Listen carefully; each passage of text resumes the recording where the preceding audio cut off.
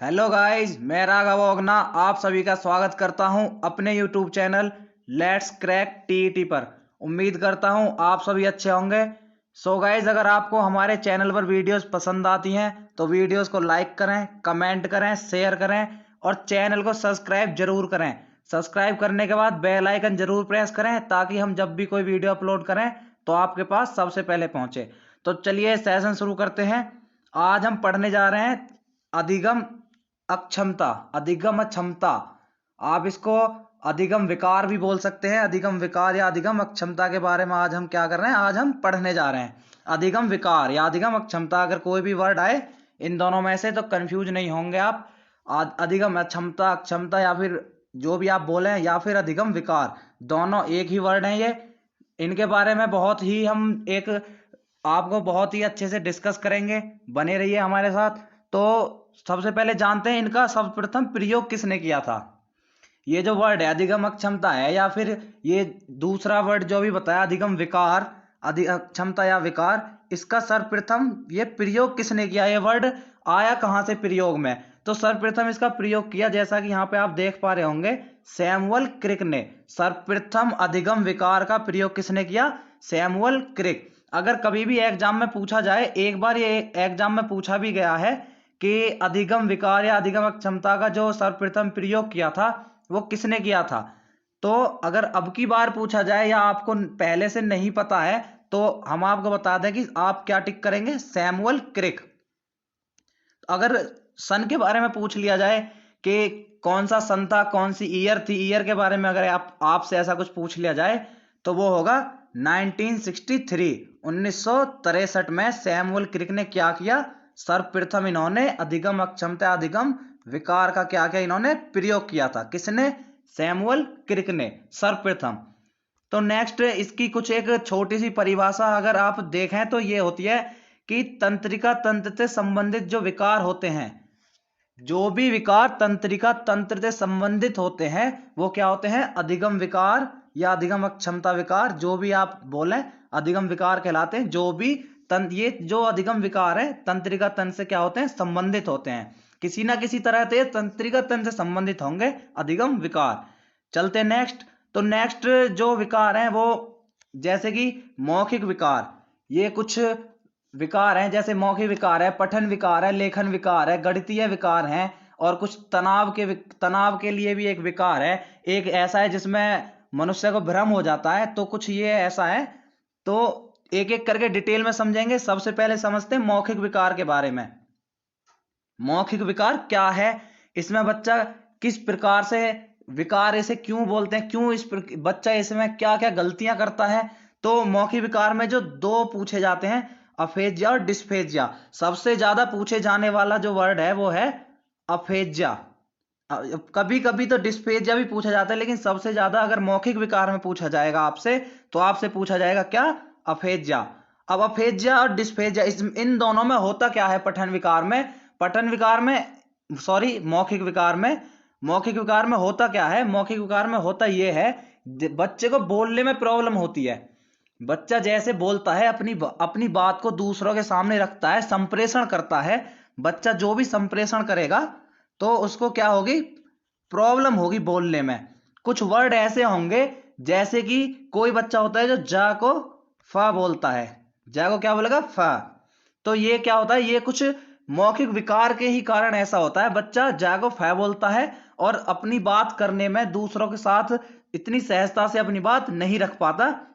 तो ये दोनों किस विकार के अंतर्गत आएंगे, अफेजिया डिस्फेजिया, मौखिक विकार के अंतर्गत। किसके, मौखिक विकार के। तो आपसे अगर ये पूछा जाए कि अफेजिया या फिर डिस्फेजिया किस प्रकार का मौखिक विकार है, तो आप क्या लगाएंगे कि ये है मौखिक विकार, ये मौखिक विकार है। अगर ये पूछा जाए कि अफेजिया डिस्फेजिया किस प्रकार का विकार है तो आप लगाएंगे मौखिक विकार है ये। तो नेक्स्ट चलते हैं। नेक्स्ट है पठन विकार। पठन विकार भी दो तरह के हैं, जैसे कि लेक्सिया और डिसलेक्सिया। इसके भी दो प्रकार हैं, लेक्सिया और डिसलेक्सिया। अब इन दोनों में क्या होता है कि बच्चे को पढ़ने में कठिनाई होती है। जैसे कि नाम से ही आप समझ पा रहे होंगे, पठन विकार मतलब पढ़ने में कठिनाई होती है, बच्चे को पढ़ने से संबंधित विकार है ये।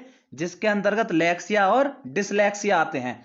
अब इन दोनों में होता क्या है, पठन में बच्चे को कठिनाई आती कैसे है। अब कठिनाई ऐसे आएगी जैसे बच्चे ने पढ़ा SAW तो सौ हो गया, लेकिन बच्चा क्या पढ़ रहा है इसे सू। SAW को बच्चे ने क्या पढ़ा सू। या फिर एक और देखें अगर एग्जाम्पल LUX, ये क्या लक्स, लेकिन बच्चे ने क्या पढ़ा लुक्स। तो ये जो इस तरह का जो विकार है, इस तरह के ये जो विकार हैं ये होते हैं पठन विकार।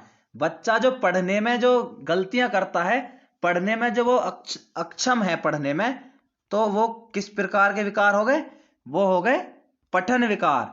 पठन विकार नाम से ही क्लियर है, पठन बोले तो पढ़ना, तो पढ़ने से संबंधित जितने भी ये दो विकार हैं लेक्सिया डिसलेक्सिया, ये दोनों के दोनों क्या हैं, पठन विकार हैं। इनमें होता क्या, अभी आपको बताया सौ को सू पढ़ दिया, लक्स को लुक्स पढ़ दिया, ऐसे करके बच्चा पढ़ता है।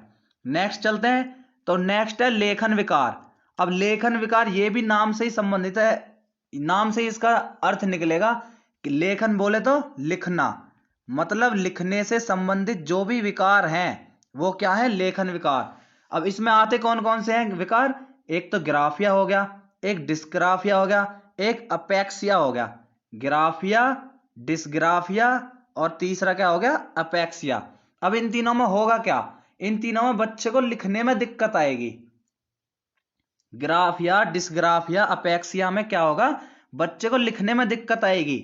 अब बच्चा कुछ को कुछ लिखेगा, बच्चे से आप बोल रहे हैं कि हल लिखो, हल लिखो, तो वो क्या लिख रहा है सल, लेकिन बच्चे को क्या लगा कि मैंने लिखा है हल, लेकिन तब उसने लिखा क्या है सा और ला, सल। तो ये कुछ ऐसा विकार होता है, लिखने संबंधित विकार होता है ये, बच्चा कुछ को कुछ लिख देता है। अब नेक्स्ट है गणितीय विकार। गणितीय विकार में सबसे ज्यादा पूछा जाता है एग्जाम में, ये मोस्ट फेवरेट टॉपिक है डिस्कैलकुलिया। डिस्कैलकुलिया सबसे ज्यादा बार पूछा जाता है कि डिस्कैलकुलिया जो है किस प्रकार का विकार है, डिस्कैलकुलिया किस प्रकार का विकार है, ये सबसे ज्यादा बार पूछा जाता है एग्जाम में। तो ये आप जैसे डिस्कैलकुलिया, कैलकुलस कहाँ होगी, कैलकुलेशन कहाँ होती है, कैलकुलस एक जो कैलकुलस है उसमें कैलकुलेशन होती है, ये गणित की अगर बोले शाखा है कैलकुलस, तो कैलकुलस कहाँ होती है, गणित में। या फिर आप ऐसे समझें कि कैलकुलेशन, कैलकुलेशन कहाँ पे होती है, गणित में। तो नाम से सीधा आप डायरेक्ट लिंक करेंगे, जैसे ही आए डिस्कैलकुलिया। अब जैसे ही आपने देखा या पढ़ा या सुना डिस्कैलकुलिया, तो आपके दिमाग में आना चाहिए कैलकुलिया मतलब कैलकुलेशन, कैलकुलेशन मतलब गणित, कैलकुलेशन कहाँ होगी, गणित में। तो अब की बार ये कोई ऐसे कोई ये ट्रिक नहीं है। अब आप अदर यूट्यूब चैनल्स पे या कहीं भी ऐसे देखते होंगे कि ट्रिक से समझाएंगे, ये करेंगे, तो ट्रिक तो जनरली कुछ होती नहीं है, इतना ट्रिक का इतना रोल नहीं होता। आप बस सीधा सीधा ये लिंक करें, जैसे ही डिस्कैलकुलिया है, अब कैलकुलिया है मतलब कैलकुलेशन, अब कैलकुलेशन कहाँ आएगी, ये तो सभी को पता होना चाहिए, कैलकुलेशन गणित में आएगी। आपने जन्म से लेके 10वीं तक तो गणित पढ़ा ही पढ़ा होगा, बाद में ना भी पढ़ा हो 10th तक तो आप गणित नेसेसरी पढ़ना होता है, तो इतना तो सबको पता होता है कि कैलकुलेशन गणित में होती है। आप इसको ट्रिक की तरह बिल्कुल याद ना रखें, आप इसको समझ के याद रखें, ना कि ट्रिक की तरह रटें, समझें आप इसे कि कैलकुलिया मतलब गणित। अब एक जो सबसे कंफ्यूजिंग बोल सकते हैं इसे, प्रेक्सिया, ये भी एग्जाम में कभी कभी पूछ ले जाता है, क्योंकि ये थोड़ा कॉम्प्लिकेटेड है, थोड़ा सा कंफ्यूजिंग है। अब प्रेक्सिया में क्या है, ये लिखने एवं बोलने दोनों तरह का विकार है, इसमें लिखने संबंधित भी समस्याएं होती हैं और बोलने संबंधित भी समस्याएं होती हैं। जो प्रेक्सिया है इसमें लिखने संबंधित भी समस्या है और बोलने संबंधित भी समस्या होती है। अब एक हम आपको इंटरेस्टिंग फैक्ट अगर बताना चाहें गणितीय विकार डिस्कैलकुलिया के अंतर्गत, तो आपने जो बॉलीवुड एक एक्टर हैं बोमन ईरानी, बोमन ईरानी को अगर आप जानते हो, तो इन्होंने इन्हें भी क्या है, इन्हें डिस्कैलकुलिया है। बोमन ईरानी एक बहुत ही अच्छा नाम है, एक बहुत ही बोले तो अच्छे एक्टर हैं बॉलीवुड के, तो उन्हें भी क्या है, डिस्कैलकुलिया है, उन्हें भी कैलकुलेशन नहीं कर पाते। इनफैक्ट ये जो टेबल भी होती है वो टेबल भी सॉल्व नहीं कर पाते, छोटी छोटी चीजें भी सॉल्व नहीं कर पाते। कौन, बोमन ईरानी। आप उम्मीद है आप जानते भी होंगे इनके बारे में, बोमन ईरानी के बारे में। तो ये हो गया डिस्कैलकुलिया। प्रेक्सिया में लिखने और बोलने में दोनों से संबंधित समस्याएं होंगी। नेक्स्ट चलते हैं। नेक्स्ट है डिस्थीमिया। अब डिस्थीमिया जो है ये गंभीर तनाव की अवस्था में विकार हो जाता है। जब आप किसी भी चीज को लेके, किसी भी समस्या को लेके आप अगर गंभीर टेंशन में है, तनाव में है, आप अगर किसी भी चिंता में, टेंशन, तनाव में है, तो आपको क्या विकार होएगा? डिस्थीमिया विकार हो जाएगा। तो डिस्थीमिया किससे संबंधित हो गया? गंभीर तनाव की अवस्था से।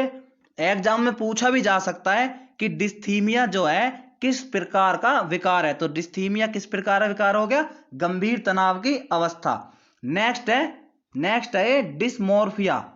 अब डिस्मोर्फिया जो है ये बड़ा ही इंटरेस्टिंग आप इसको बोल सकते हैं, क्योंकि इसमें क्या होता है, इसमें बच्चा अपने कोई भी शरीर का अंग हो या कोई भी ऐसी चीज उसे ऐसे लगने लगता है कि उसका कोई ना कोई अंग क्या है, छोटा है, वो भ्रम में पड़ जाता है। बच्चा क्या होगा, वो उसको भ्रमित हो जाएगा, बच्चा भ्रम में पड़ जाएगा। वो कहीं ना कहीं ये देखने लगेगा कि मेरे से सामने वाला जो है वो ज्यादा मेरे से ताकतवर है, मैं कमजोर हूं। तो ऐसा कुछ भ्रम होने लगता है। ये इसका रियलिटी से कोई दूर दूर तक लेना देना है नहीं। डिस्मोर्फिया का ये रियलिटी को नहीं बताता, ये भ्रम को बताता है। अगर आप देखें कि अगर रियलिटी को देखें तो ये रियलिटी को बिल्कुल भी नहीं बताएगा, ये केवल आपको भ्रम में जीने के लिए कहेगा। क्या? डिस्मोर्फिया। अगर आपको हमारे चैनल पे वीडियो अच्छी लगती है तो चैनल को सब्सक्राइब कर लें प्लीज। तो एक बार वापस से सारे विकारों को जान लेते हैं, जल्दी एक बार हम आपको रिवाइज कराए देते हैं।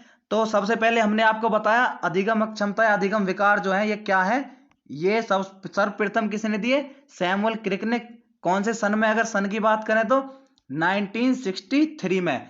और अगर इनकी एक थोड़ी सी अगर परिभाषा देखें तो ये हो गया कि तंत्रिका तंत्र से संबंधित विकार जिनके अंतर्गत बच्चे को बोलने में, पढ़ने में, लिखने में या फिर गणितीय संबंधी या फिर तनाव से संबंधी समस्याएं या कठिनाइयां आती हैं, वो क्या होते हैं? अधिगम विकार कहलाते हैं। तो नेक्स्ट ये हमने क्या क्या बताया आपको कि मौखिक विकार होते हैं अफेजिया और डिस्फेजिया। कभी भी पूछा जाए अफेजिया डिस्फेजिया कौन सा विकार है, तो ये मौखिक विकार है। इसमें क्या होगा?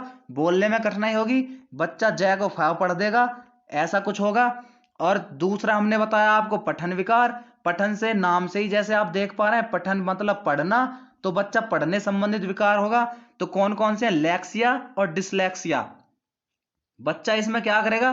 पढ़ने में गलती करेगा, सा को सू पढ़ दिया, लक्स को लुक्स पढ़ दिया, इस टाइप की बच्चा गलतियां करेगा।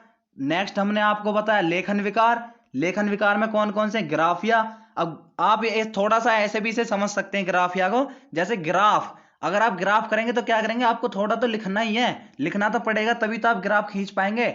तो ग्राफिया, डिस्ग्राफिया और अपेक्सिया ये क्या हो गए? लेखन विकार। इसमें बच्चा लिखने से संबंधित गलती करेगा। और गणितीय विकार में हमने आपको बताया डिस्कैलकुलिया। एक जानी मानी हस्ती है बोमन ईरानी जिन्हें डिस्कैलकुलिया है। अगर आप ऐसे भी याद रख पाए तो भी ठीक है, वरना हमने अभी आपको बताया आप इसे कैलकुलस। कैलकुलिया मतलब कैलकुलस। अब कैलकुलस आएगा कैलकुलेशन। कैलकुलेशन कहाँ पे होती है? गणित में। तो सीधा सीधा याद रखें। एक थोड़ा याद रखने लायक चीज ये है, समझने लायक, कि प्रेक्सिया जो है ये लिखने और बोलने दोनों से संबंधित है। इसमें लिखने में भी कठिनाई होगी बच्चे को और बोलने में भी कठिनाई होगी। नेक्स्ट हमने आपको बताया क्या? डिस्थीमिया, जो गंभीर तनाव की अवस्था है। अगर आप गंभीर तनाव लेते हैं, कोई टेंशन है आपको, तो आपको डिस्थीमिया विकार, डिस्थीमिया नामक विकार हो सकता है अगर आप बहुत ज्यादा टेंशन लेते हैं तो। और नेक्स्ट हमने आपको बताया डिस्मोर्फिया। अब डिस्मोर्फिया में क्या होगा? बच्चे को कहीं ना कोई अपना अंग छोटा लगने लगेगा दूसरों से, तो वो भ्रम में जीने लगेगा और रियलिटी से दूर होता चला जाएगा। तो ये कुछ हमने आपको अभी अधिगम अक्षमता या अधिगम विकार के बारे में डिस्कशन किया आपके साथ। अगर आपको वीडियोस अच्छी लगती हैं तो लाइक करें, कमेंट करें, शेयर करें और चैनल को सब्सक्राइब जरूर करें। मिलते हैं अगली वीडियो में, तब तक के लिए राम राम, सत श्री अकाल, अस्सलाम वालेकुम। जो भी आप कनेक्ट कर पाए, धन्यवाद।